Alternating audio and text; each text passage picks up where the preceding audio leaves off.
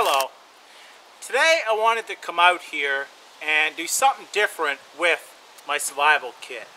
This one here is a total complete survival kit that fits my needs. It's a no BS survival kit for me. Has a lot of gear in here that I'm not fire dependent, right down to temperatures that are 0 degrees or 32 Fahrenheit. So it's a very good kit for my conditions and for me in my area.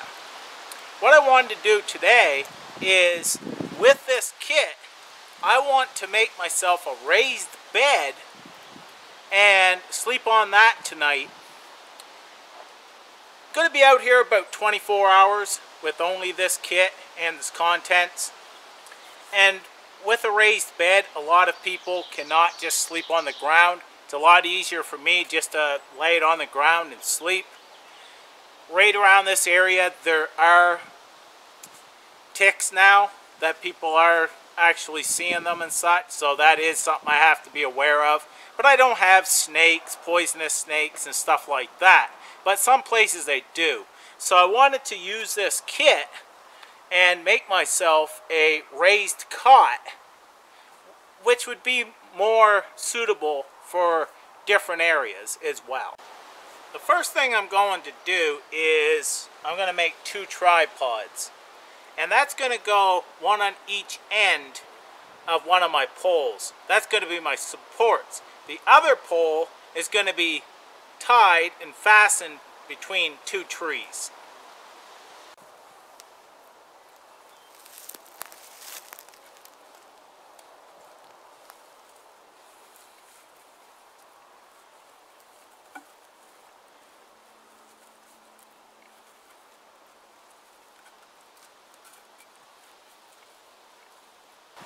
I've got the 2 tripods done up there now, and what I'm going to make my camp cot out of is my 6x8 poly tarp that I carry in this kit.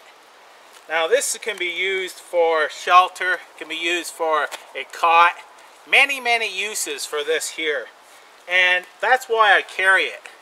It's compact, as you see, and it's very rugged. I used these for years for many different setups.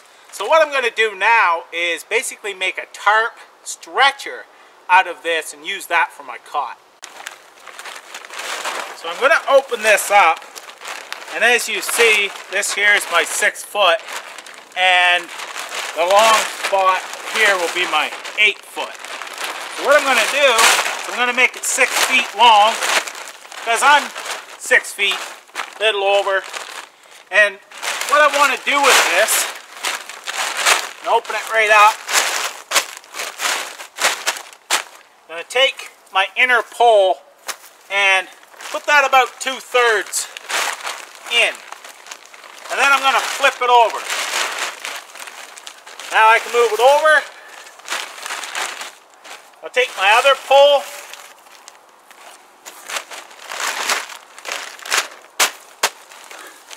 put that in like this. I'm going to move it in a little bit and flip that over here. And then I can flip this right over the whole thing. What I'm going to do is I'm going to roll this right over like this. And I'm going to put a button in here just for added security, where I'm going to be moving around.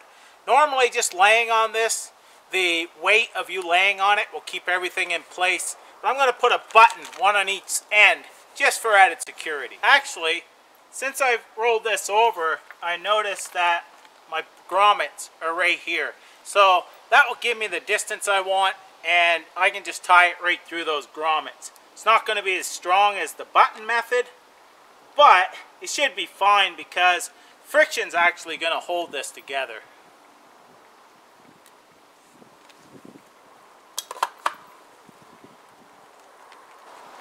Now these grommets, they're not going to hold any weight really, because as you know, grommets would just rip out. They're not going to support your weight.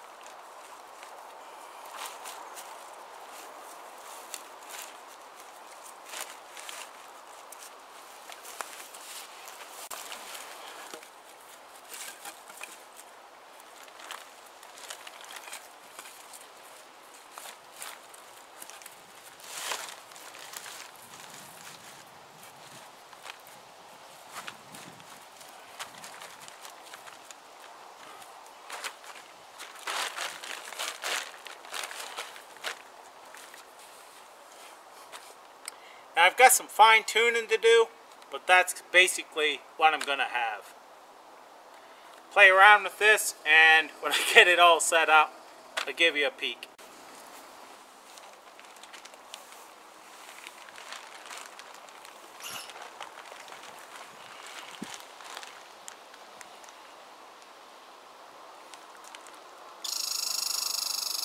That there is going to work okay.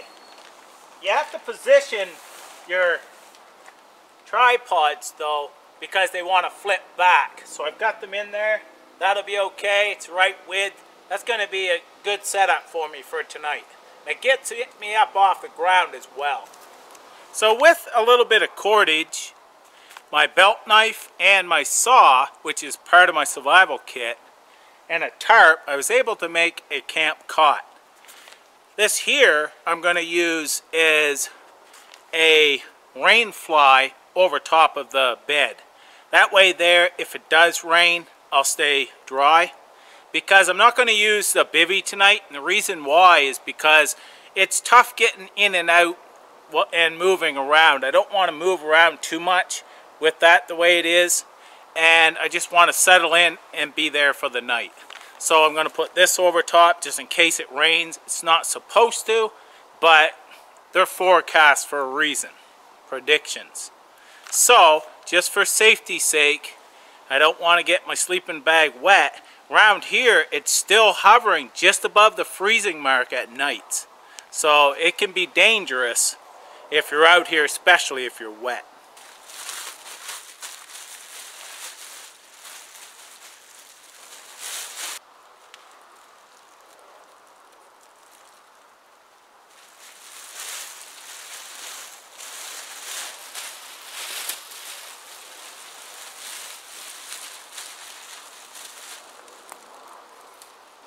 Now I'm just going to tie this and then go to the other end and just see where I'm going to actually place this.